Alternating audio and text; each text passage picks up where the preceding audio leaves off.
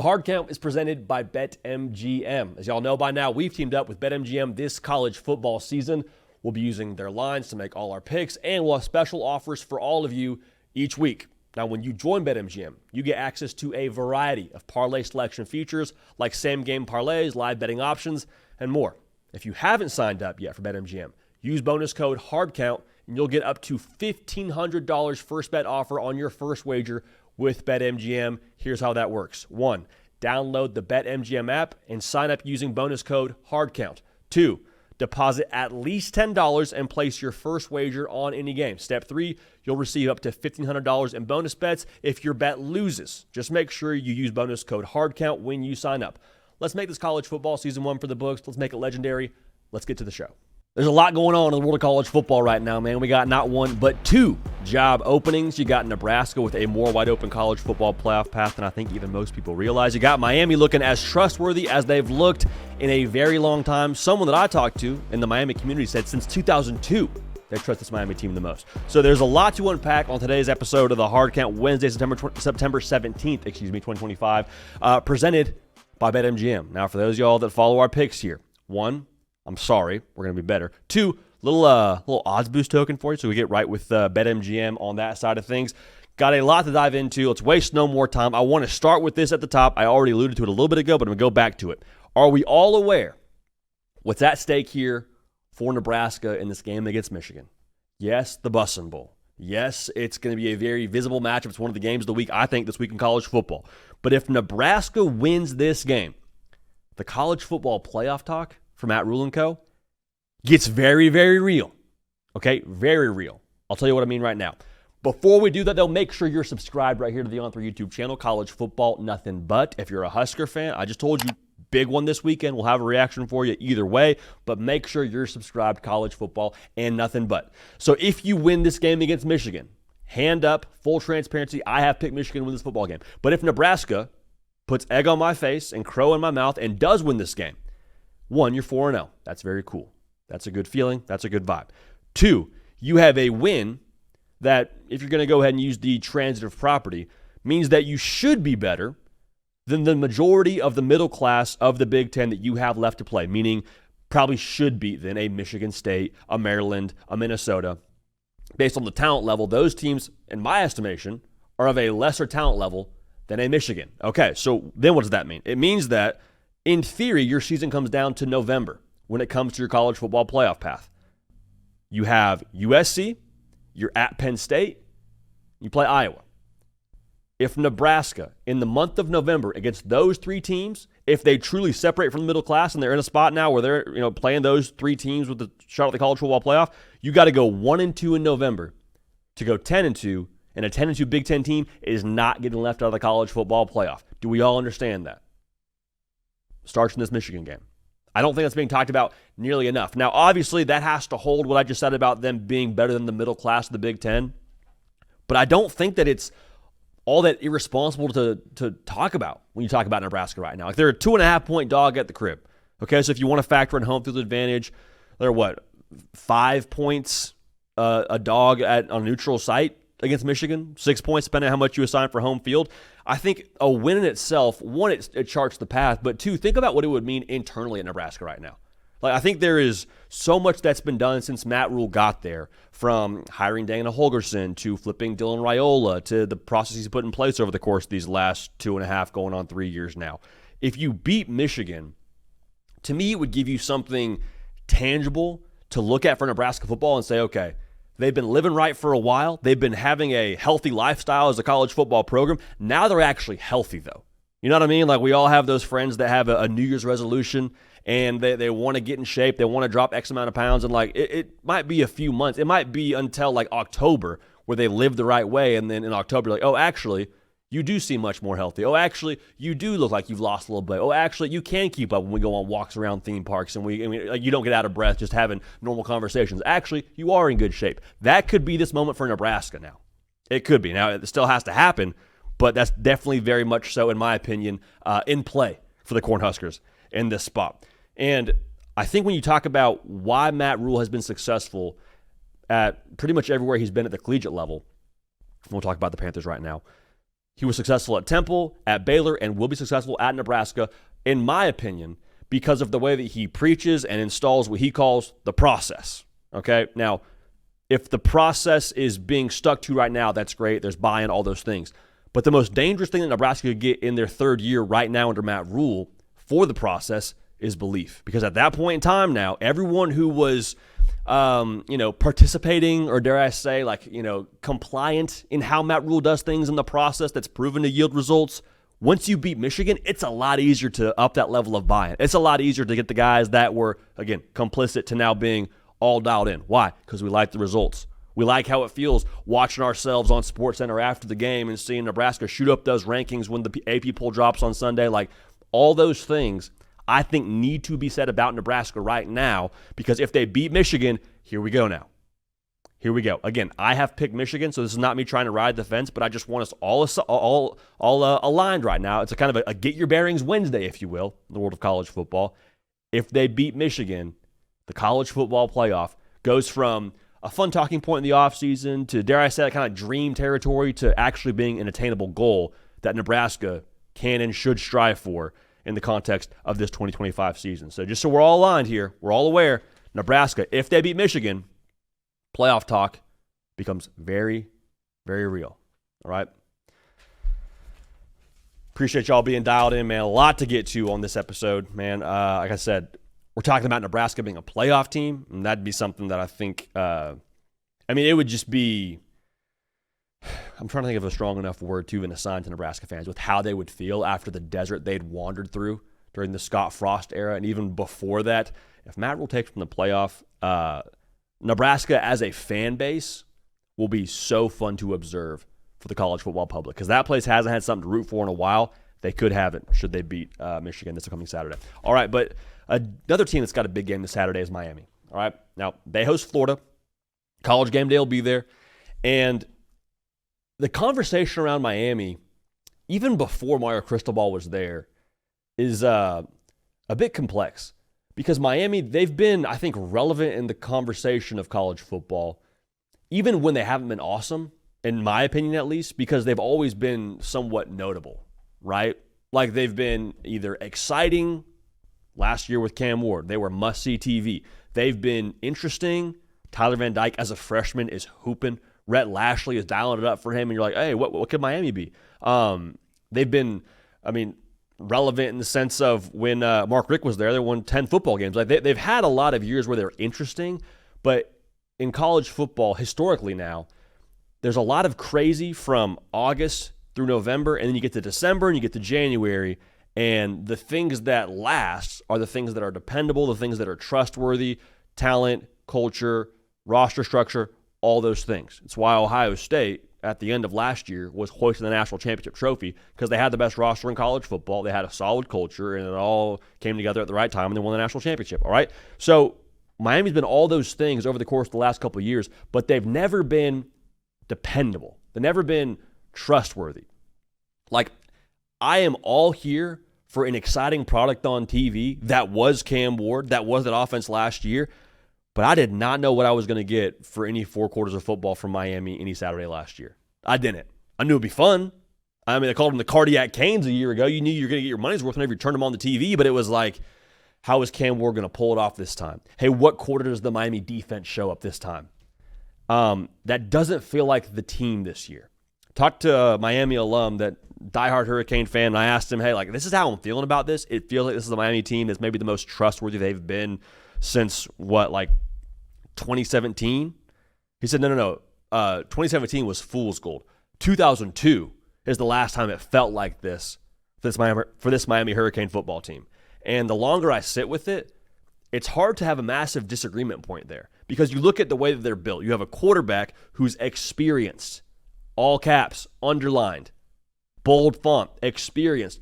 In college football right now, what is the number one talking point for us going into, feels like every given week right now, but especially going into the season too? Hey, new quarterback. Hey, first year's starting quarterback at Georgia, at Texas, at Ohio State. Carson Beck's played a lot of football. Carson Beck started 2 years in the SEC.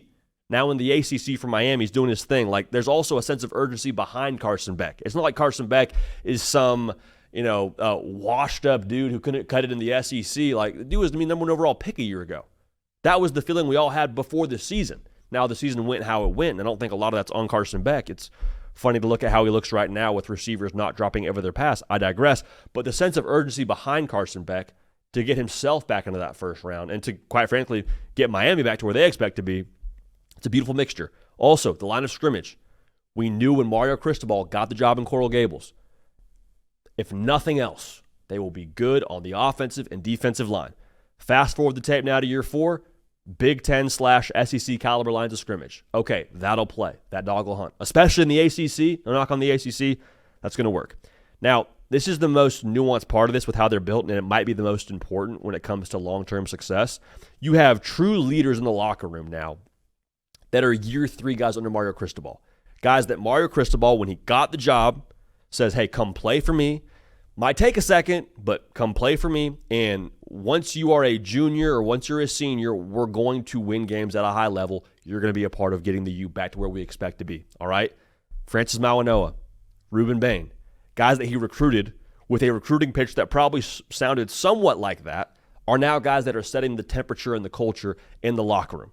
Right? Coaches, you can have whatever you want written on the wall in the locker room. You can have whatever kind of cool saying you want on the t-shirt. But unless your players are the one policing the locker room, are the ones policing the culture, are the ones setting the tone for everyone else a part of that roster, it doesn't matter.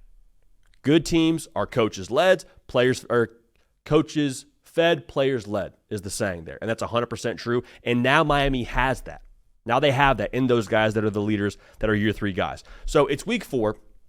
I don't want to get too ahead of my skis, but it feels like, again, this is the most trustworthy Miami team based on the tests that we've seen to this point.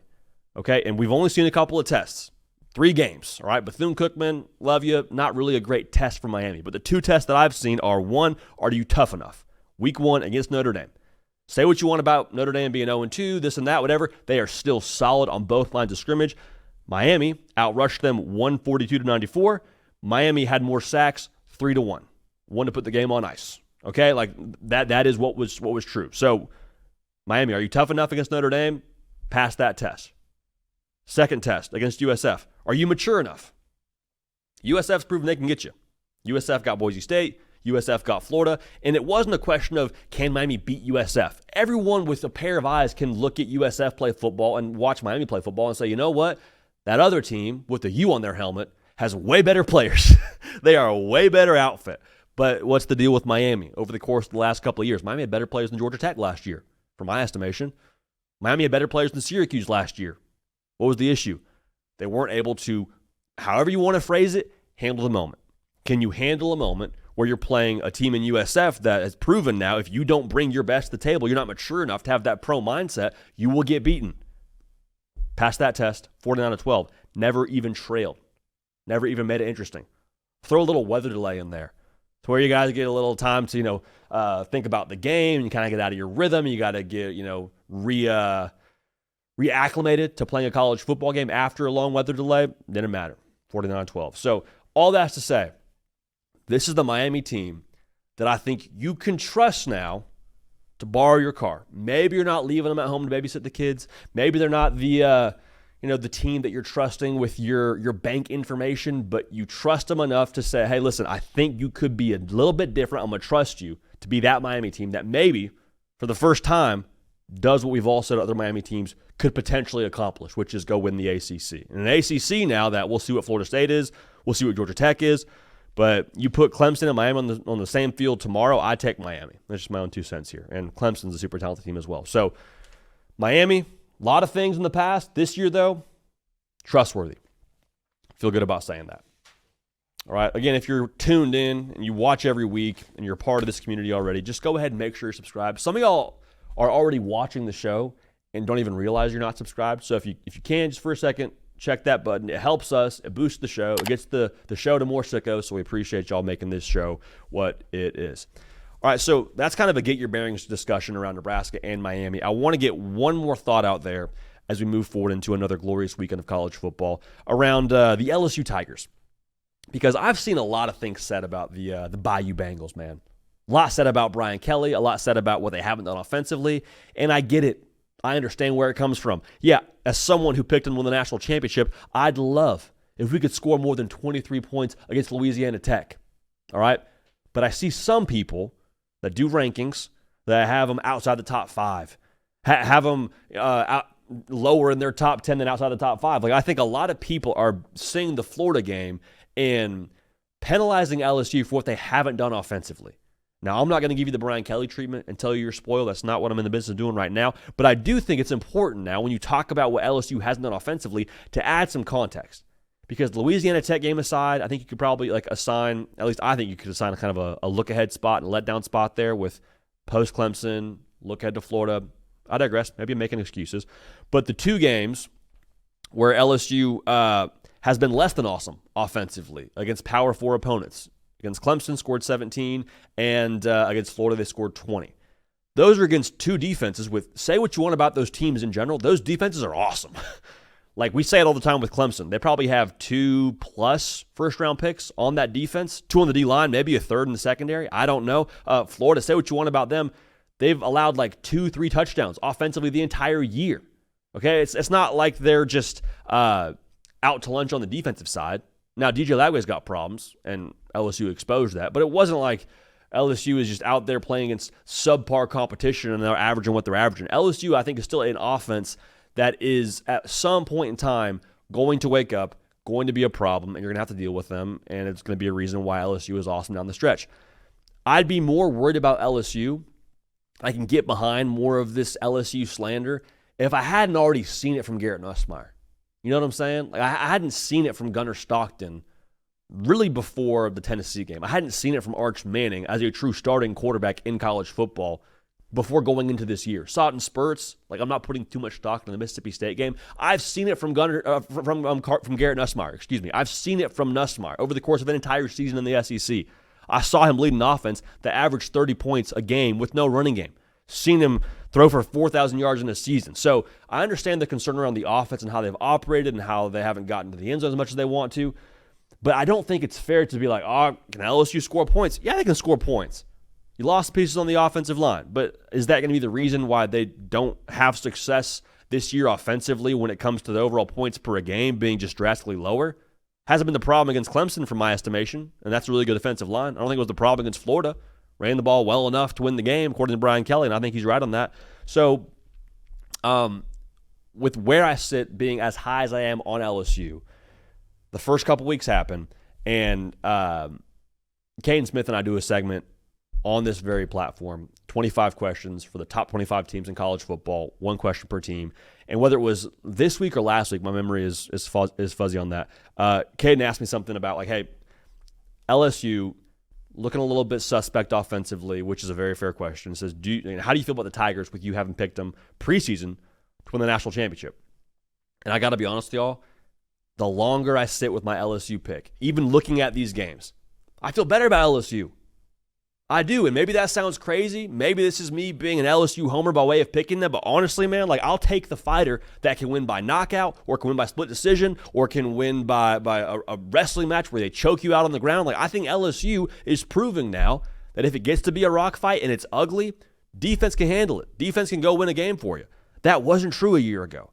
The concern going into the year was, well, hey, is there enough offensively here to run the football and all that, but like, can the defense hold it down? That was the question. Question was never, is Garrett Nussmeier good enough? Are these weapons good enough to score points? Or Joe Sloan and Garrett Nussmeier good enough co-workers to go elevate LSU offense? That was never the question. So I'm very okay with how LSU's won games early. It's September. If we get to October and we're seeing more of the same, maybe I'll change my tune. But right now I see a team that can win multiple ways, and the LSU slander to me I think is a little bit misplaced, knowing what we know about them with what they have at the quarterback position. So let's all calm down to LSU. The concern, I get where it's coming from. I just think it's a little bit knee-jerky. Don't think it's warranted. I'm still all in on the Tigers, and I don't apologize 1 second for that. All right? We move on. Man. So LSU making some noise right now. Obviously made a lot of noise week 1 in the college football season with their win over Clemson. You know who made some noise, though, this past weekend?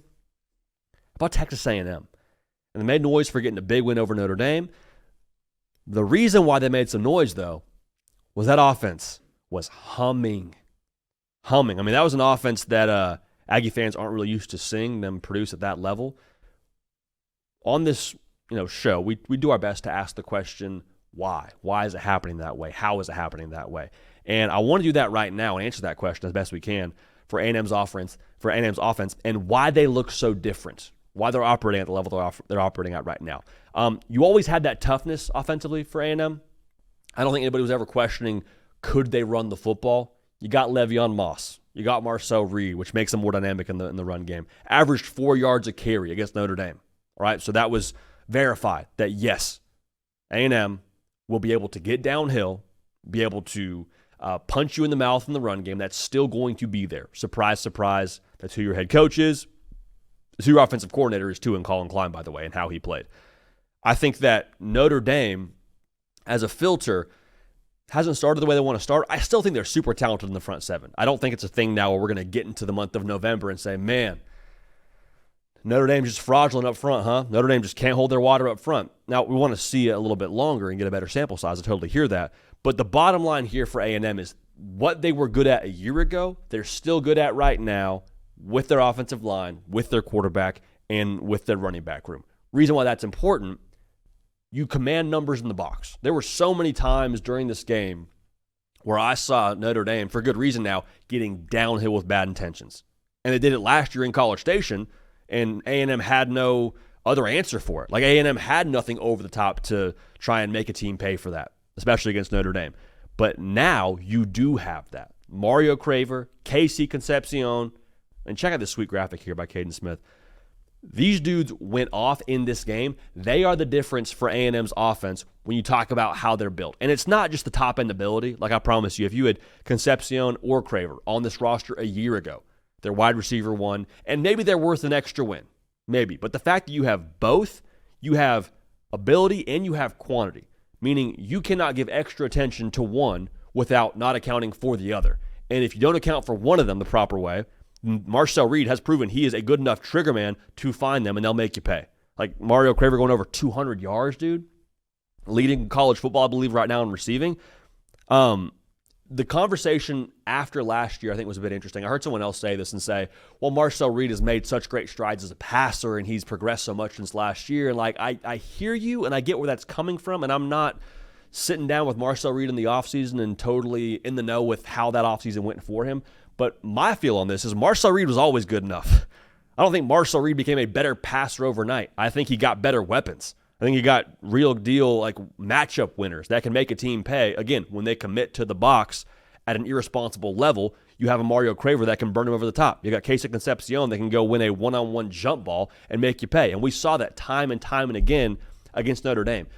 The 90, I guess it wasn't 90 plus, or maybe it was, I forget the exact yardage number.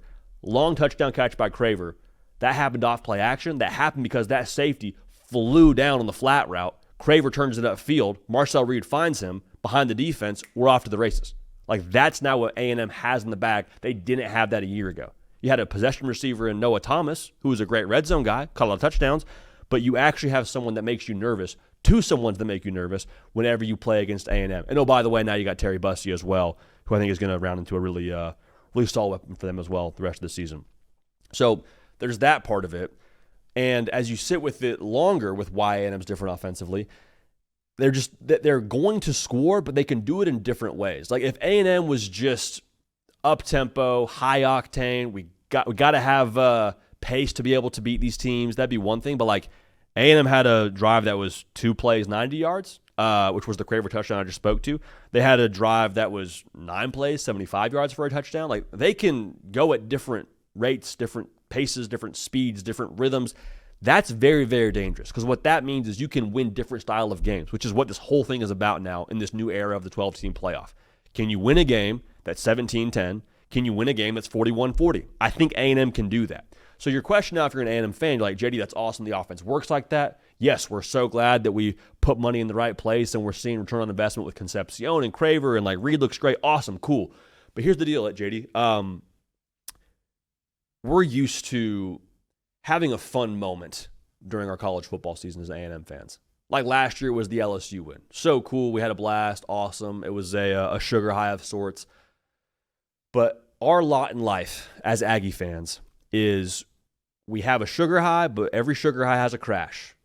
Every time you take a hit of that pixie stick, remember those pixie stick from you were a kid having that candy? Every time we get a hit of that Smarties, we come crashing down at some point in time during the college football season. It's kind of just who we are. And I hear that, but I want to encourage you, that doesn't need to be who you are going forward. And I don't think it's going to be who you are going forward because Mike Elko's your head coach. Old A&M felt a lot to me like whenever you would move with your pickup truck with your buddy, you're moving apartments in college, whatever it is, and you got a buddy with a truck, so you're like, yeah, throw it all in the back, we'll drive around the corner to where I'm at now, and that'll be how we move. You're just hoping and praying that whenever you stop the car, everything is still there. You're hoping that when you beat Notre Dame one week, when you go play LSU later in the season, everything you saw against Notre Dame is going to translate, still be there. It's all just like kind of making noises. You drive from game to game. You go around the corner. You're like, I hope that chair made it. Then it'll fall in the back of the pickup truck. Mike Elko's A&M to me feels like you actually have everything properly tied down in the back of your vehicle where you're moving to. It feels secure. It feels consistent. It feels like a sure thing. Why? Because that's what he was brought to A&M to do. That's what he's done his entire career. Man, dude's winning games at Duke. You know how hard it is to win games at Duke? Ask Manny Diaz right now how hard it is to win games at Duke. Go watch Duke's last couple of games. We bet on them, and it was a bad deal. Bottom line here, Mike Elko, again, majors in the consistency that A&M has been lacking, to put it in the most simplest terms possible. So what I'm saying is the things that you see in this game, I think they're still going to be there in the month of November. So you love that it's different, it's built different and all those things, and you got a quarterback who I think is awesome in Marcel Reed, and the country now knows that. But you have someone making it go as your head coach that is going to keep the awesome things in place, I believe, for the duration of the season. And it's a big reason, again, why we have A&M personally in our college football playoff. But A&M fans, again, make sure you subscribe to the show. Let me know your thoughts on this. Exciting times in College Station. And I don't think we're just crying wolf here now, which is a refreshing thing to hear if you're an A&M fan. All right? So this part of the year is always a little bit funny for us sitting in this seat when we talk about what's going on in the world of college football, because there's so many big games early. Like we had Ohio State, Texas. You had Florida, LSU last week. You had A&M, Notre Dame. Like there's a bunch of big matchups. But there's a couple of teams now that are kind of quiet the first month of the season, and it's not their fault. It's just kind of the way the schedule and the offseason plays itself out. I think USC is very, very quietly in a really good spot for where they sit right now in the context of this college football season. We'll talk about that more in a second. One, if you're a USC fan, make sure you're subscribed. Two, hey, big game this weekend, Coliseum. You want to get there against Michigan State? Game time, the best way to get that done, okay? So if you want to be able to see your view from your seat in the Collie before you even buy it, Game Time got a view from your seat from the app before you even purchase it. Safe, easy, fast, effective, affordable way to buy tickets. You can track it in real time. You can buy a ticket the day of the game should you have something available there that you want to see. Game Time will have you covered. So if you hear nothing else, USC fans, hear this. We're going to save you some money, all right? Take the guesswork out of buying tickets. Download the Game Time app, create an account, use code HARDCOUNT for $20 off your first purchase. Terms apply. Again, create an account, use code HARDCOUNT, HARDCOUNT, for $20 off your first purchase. Swipe, tap, ticket, download the Game Time app today. So if you want to get to that game, make sure you lock in with the Game Time app. Doesn't this feel a little bit like it's the quietest USC team we've had in the better part of the last, decade, give or take, right? Like USC, at least under Lincoln Riley, has always had a lot of buzz around them going into the season, or even the first couple of weeks of the season. First, it's, well, hey, can Lincoln Riley get the defense right? Then it's, well, hey, Caleb Williams won the Heisman Trophy. He's coming back. And then it's, well, hey, can the new defense get right? Well, hey, Miller Moss looked awesome in the bowl game. Can they find a way to actually elevate the offense because he'll play more in the structure and Caleb Williams is so off schedule? Like there was always this massive talking point around USC that I think created a lot of noise around Los Angeles, around this program. And right now, USC is just hanging out at the end of the top 25, according to the AP poll, which, say what you want about the AP poll, it kind of sets the conversation for us in the college football world. And they're just kind of chilling there. And nobody's talked about USC. I don't think anyone is throwing the USC highlights on for the game break during a halftime of any given game. Like, USC has been extremely quiet, and I get why. Okay, when you play Purdue and beat Purdue, no one's really probably making you that much of a talking point, and I get all of it. But quite frankly, if I'm Lincoln Riley, the lack of noise around my team with where we are right now, I love it. In fact, I embrace it. Take it a step further, I think USC needed a lack of noise for them to get to where they ultimately want to be, which is competing for Big Ten championships and for accomplishing all the things that you expect if you're a USC fan. So the reason why I say that, USC, from what I can gather, with the staff moves they've made, they're going through a process of rewiring / redeveloping their messaging internally. Okay, I don't think you go get a new strength coach if you like your wiring. I don't think you go get a new GM in Chad Bowden if you like your wiring. Got a new DC a year ago. You've seen some dividends there. But it's very difficult to rewire your football team with massive amounts of noise. That's part of the reason I believe why Texas was in such a tough position for a while. Yeah, you had a coach that had success other places, but there's a lot of hands in the pot, and you got a lot of volume around Austin and all these. It took someone like Steve Sarkisian to be able to cut through with his messaging and his way of doing things to be able to finally get Texas to where they are now. It's a big reason why Pete Carroll, when he got the job at USC, was so successful with how he communicated with his players, generated buy-in, all those things. And to be honest, y'all, it's only getting tougher to cut through to your players in the day and age of social media, where I can hear my coach say one thing in the team room, then I go back to my dorm or my apartment or my house now for some of these guys, my skyscraper apartment, whatever I'm at USC, can jump on Twitter and see someone saying something about me or my teammates or USC preseason. Like, there's so much noise that at a certain point, that cuts into the internal messaging. It's very, very difficult to turn that down if you're a head coach. So if I'm USC, if I'm Lincoln Riley, I love the fact you're not talking about us. Why? Because that means my players are hearing me more clearly. It means that I'm actually able to get through to them and rewire and remessage what we need to care about within this football program to go achieve what we want to achieve. Now, the reconstruction of the roster and all that, it's a massive part of what USC is going to be here going forward. It's a massive price of admission for them if they want to go compete for national championships yet again and Big Ten titles and all that. But if USC beats Illinois here on the road in a couple of weeks, you play Michigan State and you go to Champaign. If they beat them and they're undefeated coming out of that game, the volume is back. The volume's all the way back because the games that I think are losable for USC on the schedule, the tougher tests are Michigan and Los Angeles, at Notre Dame. Notre Dame hasn't won a game yet, so who knows? At Nebraska, Iowa, who still seems to be offensively challenged, and then at Oregon. All right, if you go 3-2 in that stretch, you're in the college football playoff. 3-2 to me isn't unrealistic. Again, you got to beat Michigan State this weekend. You got to go beat Illinois on the road, which is a tough task. But what I'm saying is, if you're rewiring right now for USC, make it count because that volume is about to be back. But USC is very quietly flying under the radar.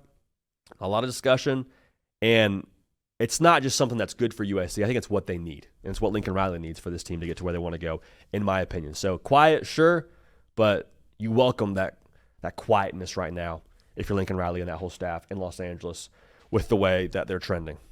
All right? So we'll get back to LA here in a second. I want to talk about the UCLA job opening, but I want to unpack this with our guy, Caden Smith, producer of the Hard Count, two-time All-Sun Belt safety, alley runner extraordinaire. We got not one, but two jobs open, Cato. And I want to give you my thoughts on Virginia Tech, and I want to get your thoughts on this because Virginia Tech fires Brent Pry. And it's funny, man, like in my mind, I see Michael Vick. I see them winning the ACC every year. They were Clemson before Clemson, and they're in a spot now where it's like, hey, you're still in a winnable conference, but you got to find a way to push this thing back to the front of the ACC. And the conversation across the board here for them, Cato, seems to be they need to find a way to either activate NIL or outcoach the roster deficit they're at right now in the ACC.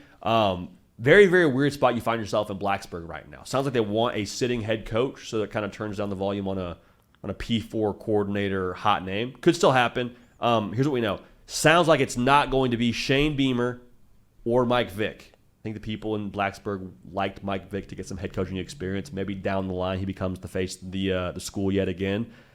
Weird spot to be right now if you're a Hokie fan, but also, I mean, we've seen one hire can judge everything. Any thoughts on this current vacancy right now, Cato, as we kind of move further into this discussion? Yeah, it's a weird one. I think seeing coaches get fired this early just in general is pretty jarring. And it makes you wonder if it's going to give people up in Blacksburg enough time to figure out their bearings and stuff. But I don't know how much firing someone this early helps you in your coaching search when most of your candidates, if not all of your candidates, are coaching right now. I don't know if anyone's available for an interview right now.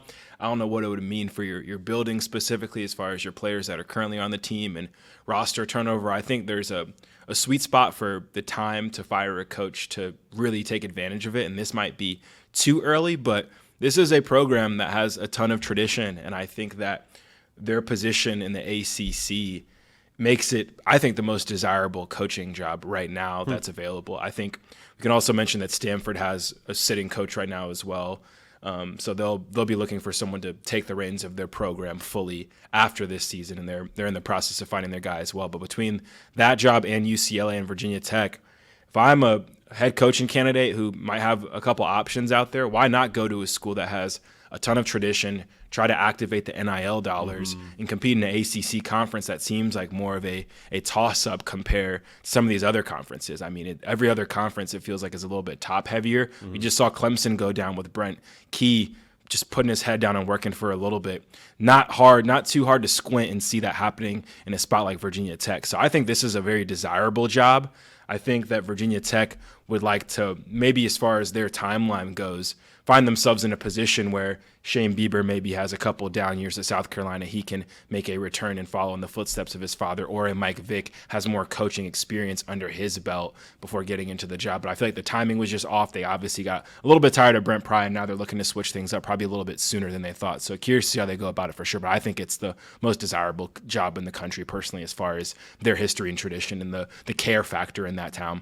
Seeing someone fired after week 3, you almost think if you're Virginia Tech, you're trying to get out ahead of maybe another job that's going to be opening up that's maybe more high profile. Like if Florida becomes a job that's open here and the things trend with Billy Napier continually downward, you're like, okay, well, we're probably not getting whoever's at the top of Florida's list, and assuming they're fishing from the same pond. But like maybe that's the thought here. I think the fact that according to Pete Nakos, they are wanting a sitting head coach makes a lot of sense. But in terms of like the P4 coordinator market, Cato, the guys that we could throw out there, like you mentioned Georgia Tech and Brent Key, like Buster Faulkner, his OC, if you want to replicate what happened at Georgia Tech to Virginia Tech, like the dude who had a front row seat to all of that would make a lot of sense. A guy like Will Stein, who I've said many times is going to be a head coach at some point in time, I would be interested to see what his interest level is in the job in Blacksburg. But you mentioned it, and we've talked about it a couple times off the air.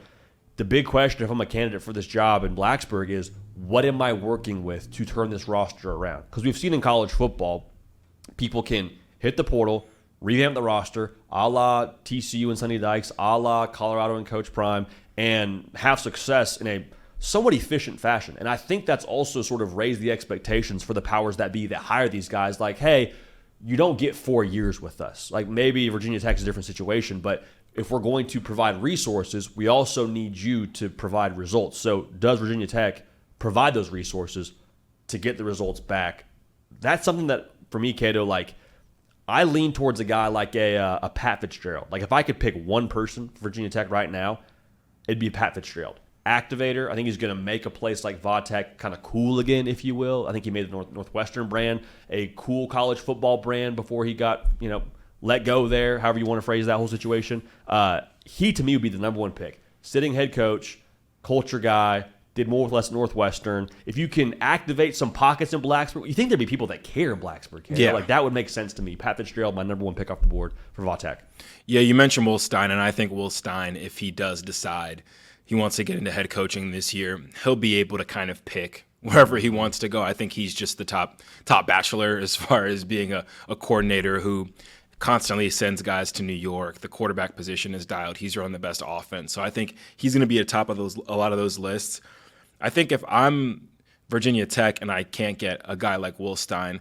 The number one guy on my list would be John Summerall at Tulane. I think everyone's kind of waiting for him to take that Kentucky job because he went to Kentucky, coached a little bit as an assistant there. Everyone's kind of waiting for maybe them to be done with Stoops. And if that, it's kind of like I know there's people at Kentucky that are kind of rooting against the Wildcats and rooting for Tulane. So that kind of perfectly kind of intersects and that happens. Yeah. I think he's the best Group of 5 head coach out right now. He did what he did at Troy, 2 seasons, 2 straight Sun Belt championships, his first 2 years there, and that's with limited resources. He's showing you what he could do at Tulane right now, and I think if he's the kind of guy that if you can get him in Blacksburg, talk about resources relative to the rest of the country, but relative to what he's been working with lately, I think if he'd feel like he has an embarrassment of riches and he'd really be able to activate what they have there. And he just has a tough-nosed, hard-style brand of football that I think would translate great to the ACC, and they could give some nosebleeds out pretty quickly in that conference and do what they got to do. But if he does end up being a guy that does end up at Kentucky,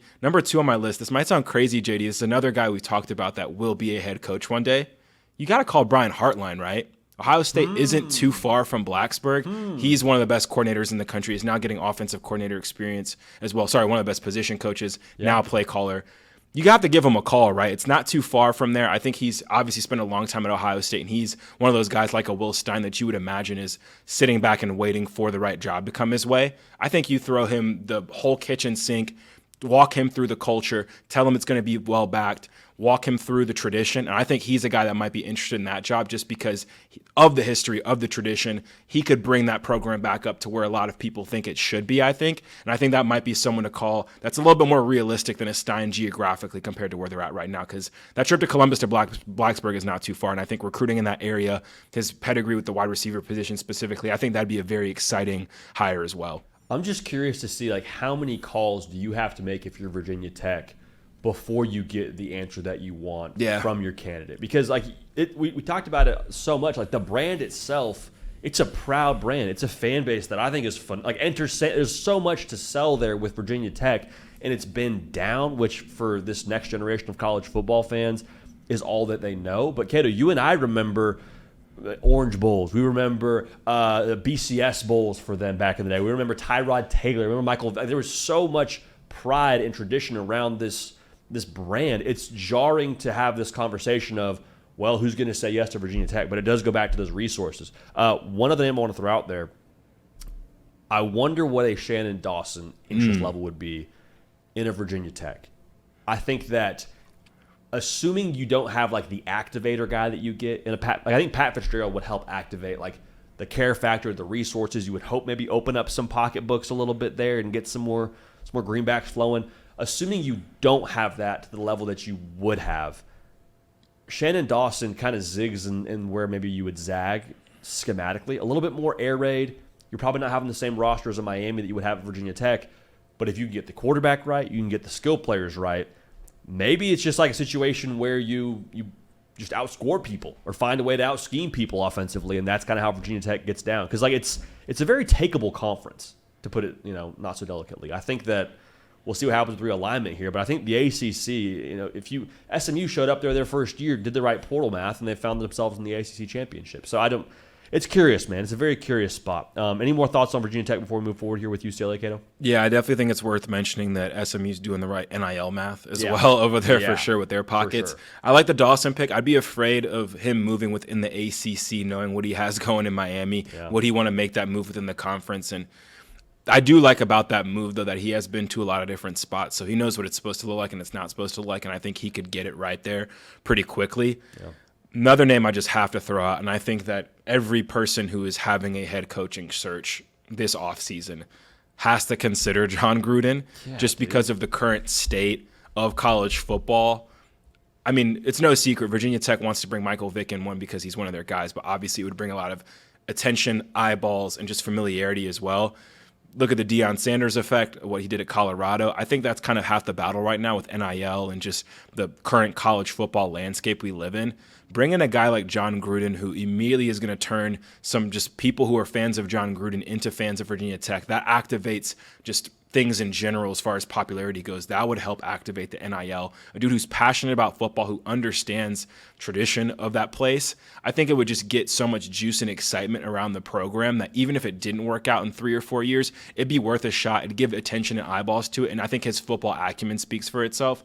Have to give Gruden a call, I feel like, as a guy who can maybe just – it's a program that has juice, and you just put juice on juice there with Gruden. I think it has the potential to just be an electric matchup. But I think that's the kind of guy, too, in current college football, like I said.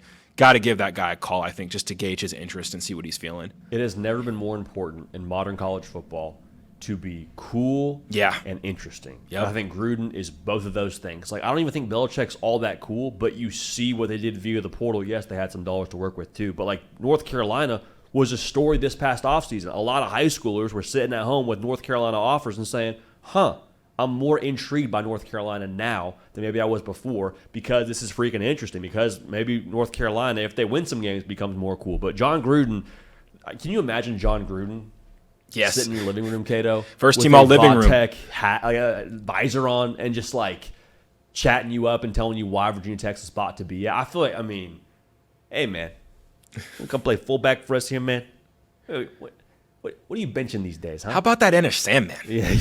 Like, what? I could see it, man. He's first team all living room. First team all living room, man. Get a guy who's going to get some – you win the offseason first, and then when we get between the white lines, let's see what happens. I think it's a guy who would win the offseason. He'd win the living room. He'd win the popularity contest and the beauty pageant before.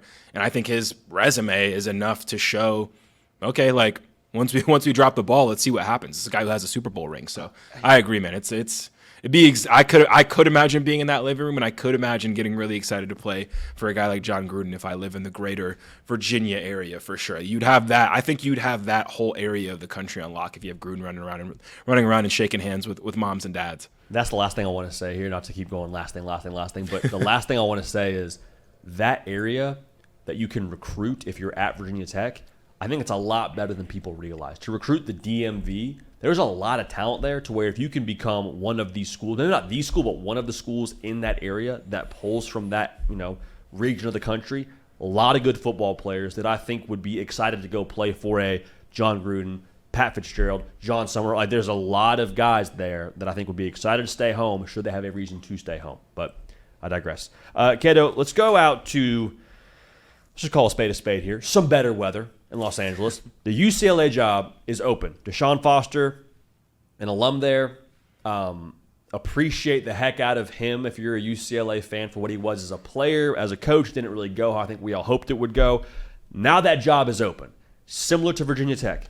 The prerequisites for them, how it sounds right now at least, are a head coach with experience. So again, first choice is not P4 coordinator. If it comes to that, wouldn't shock me. The discussion around them is different than Virginia Tech. Pete Nakos went on Andy Inari's show, I believe it was today. It was today or maybe it's coming up here. But he made a lot of really good points with how people are assessing the UCLA job if you're a prospective candidate. One of the top questions is, okay, it's UCLA, not necessarily like known for being a quote-unquote football school. Not they haven't had good teams in the past. There's Troy Aikman, there's Brett Hundley. There's some good teams that have come through UCLA, but you don't think UCLA college football right away. So the question for some candidates is, okay, like, is there going to be the support behind us to go do what we want to do, similar to Virginia Tech? But something to note here, new chancellor, Julio Frank, was at Miami when they got Mario Cristobal. So if Julio Frank is calling the shots, and it sounds like he's going to have a pretty large hand in calling the shots, being the chancellor at UCLA, he cares about football. So you have that, plus you have Casey Wasserman, who's pretty involved in putting together the Olympics in LA, one of the most massive donors for UCLA, also going to be involved here. So there should be some backing, and there's a person that cares about football that's in charge at UCLA. Does that all translate how we want it to translate? I'm going to throw a name out here at Chicago, and I want to get your take on this, and I also want to get your names that you're interested in here. If we're sticking to the script of has to be a head coach currently, or a head coach caliber player person who's coached across the block and not going to be a first-time head coach, Jeff Monken at Army, to me, is super intriguing. Because even if there is some backing for UCLA when it comes to building the roster, I don't know that UCLA is ever going to out-recruit an Ohio State, a Penn State, heck, even a Michigan, how they're swinging their bat right now. If you expect UCLA to be, let's just assume they expect them to be a team that competes for Big Ten championships. I think you got to do something different.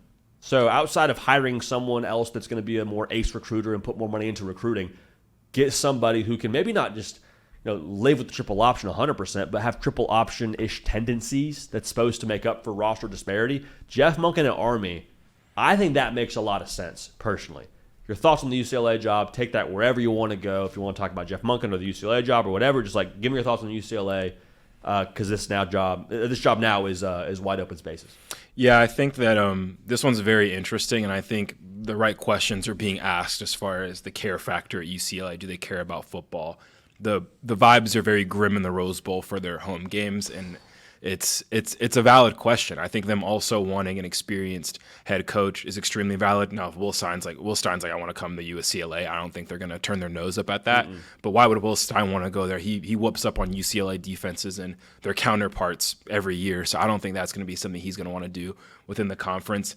The Monken one, I don't know. I feel like UCLA is enough of a brand nationally and has enough history across all of their sports to where I think hiring a triple option military coach is kind of punting on that. Like, I think it's like, hey, we don't care that we have no one in the stands. Yeah. We don't care that we have to travel across the nation. We're going to bring our lunch pail and just run the triple option.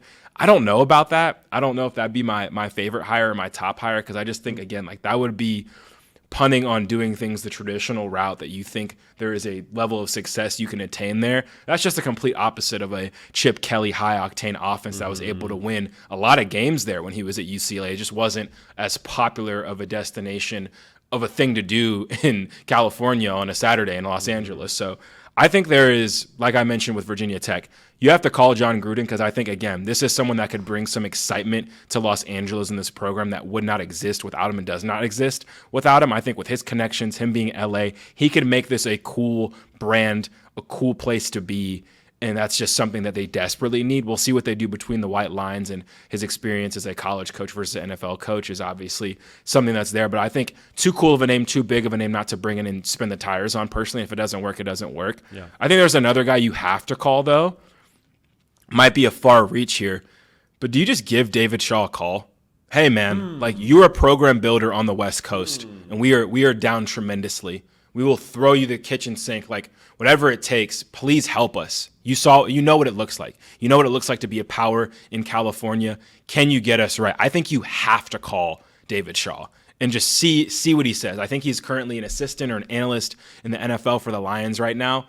But to me, like, they need such a hard reset that instead of like going down a Monken like triple option military style path, I think you have to spin the tires on doing it a way that many people have done it in the past. And I think that there's potential there if you can get a guy somehow. I mean, if you could get a guy like David Shaw, that's an absolute slam dunk to me.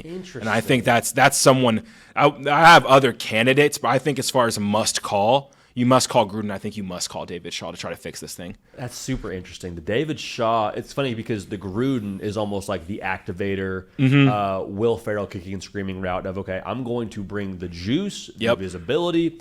We're going to hire Mike Ditka underneath me and make sure that we have everything from an X's and O's perspective aligned. Give it to the Italians. Go from there. Get past the Italians. Exactly right. Meat comes first. That's kind of the whole deal there.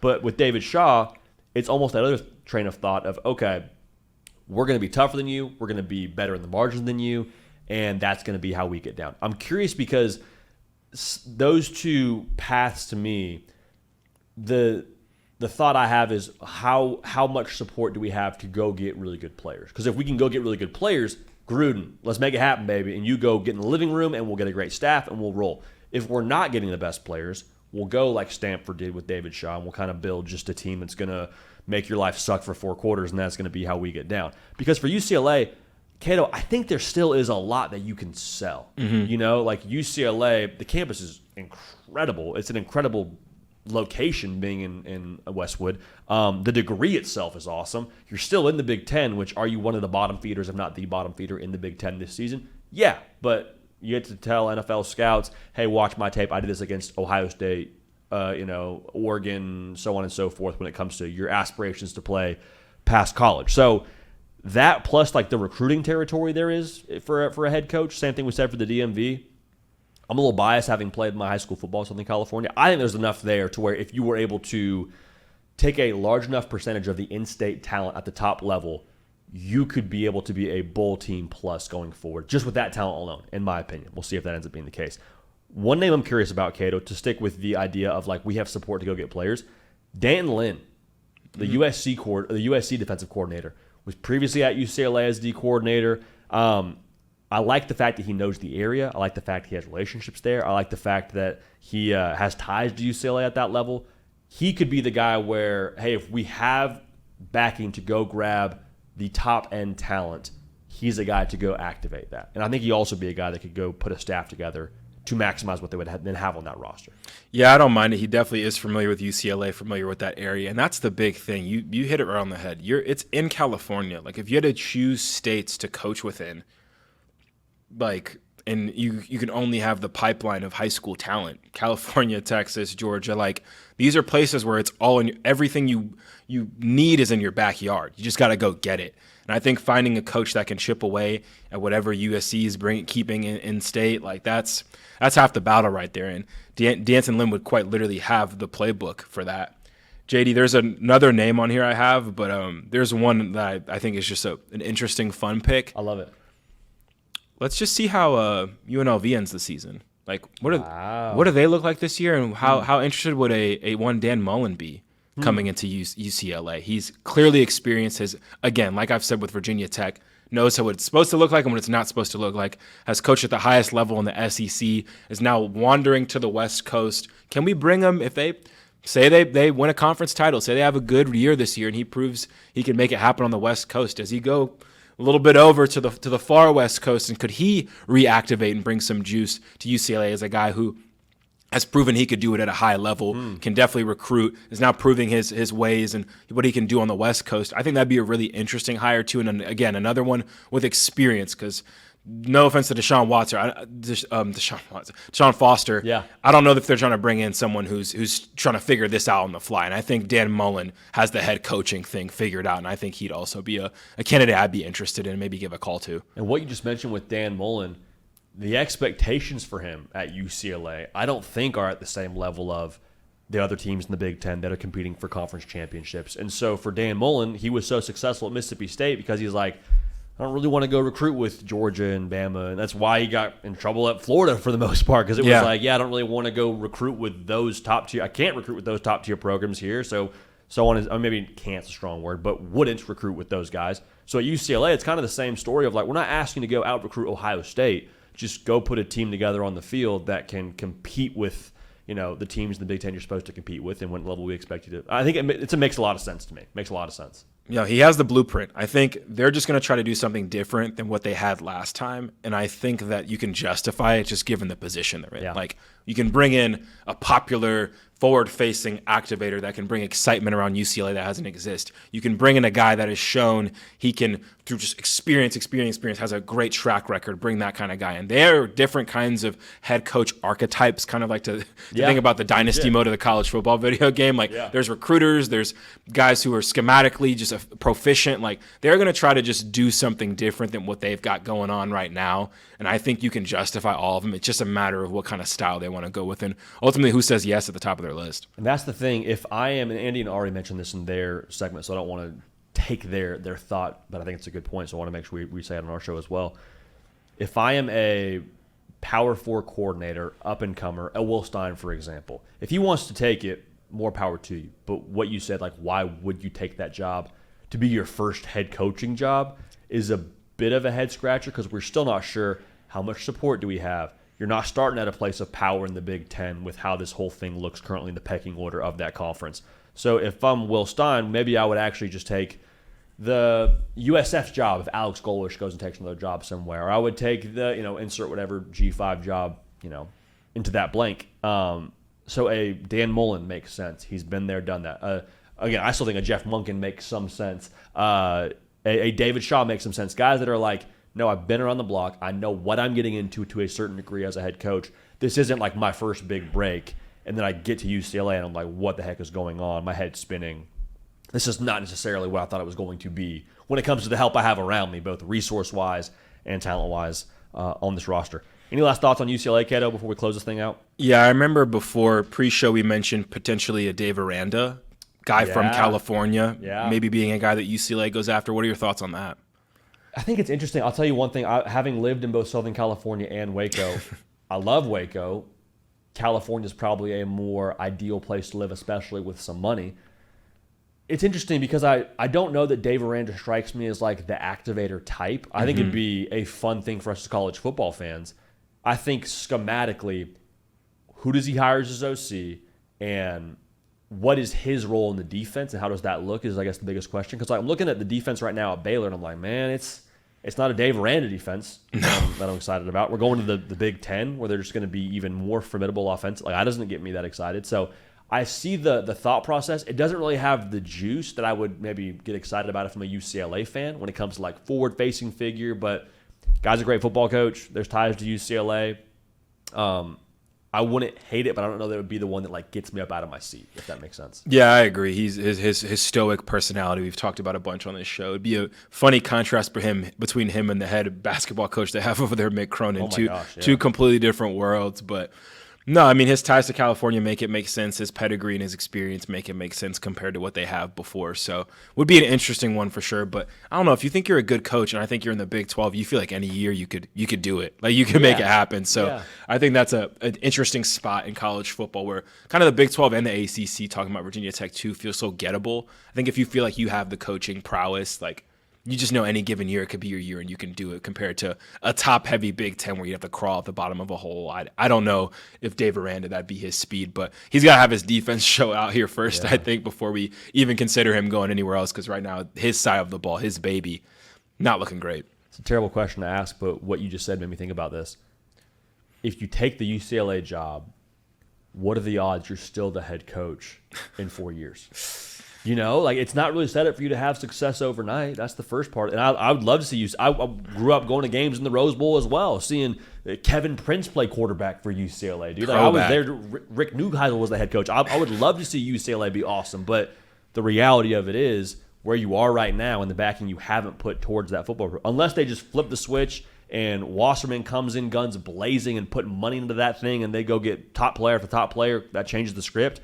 But it's a tough thing to sign up for, I think, right now with where UCLA is currently in the modern landscape. Yeah, I think that's more of a reason to roll the dice on a John Gruden, just as a science project to see how it works, because what do you have to lose, just given the runway for success in general. But you mentioned, if you activate it, same with USC, we've always talked about this. It's the NIL era, dude. Like, we're in Hollywood. Like, there's not money and opportunity out here for that players would be interested in. Like, they got to figure it out eventually. I think they will. Both programs, quite frankly, just given their geography and the current college football landscape. But with those names you were just pulling, I mean, your excitement about UCLA wanting to be good, we might have to add you to a hot board here. We might have to hit up Pete Nakos and have J.D. Piquel as a potential candidate for this job. But no, we'll see, man. I'm excited to track this, and it's gonna be interesting to see just with how early this opening is, what the narrative's gonna be throughout the year. It's just such a long runway for a head coach opening that it'll be fascinating. Maybe we forget about it and we come back to it at the end of the year. Maybe it's someone we follow throughout the year, but regardless, we'll see.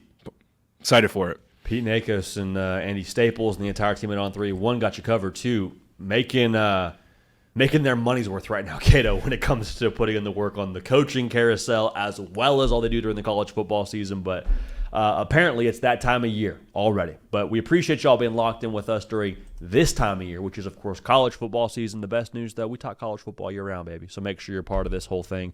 We appreciate y'all college football sickos that make this thing go. For Caden Smith on the ones, the twos, and the microphone, huh? How about that? For myself, J.D. Piquel.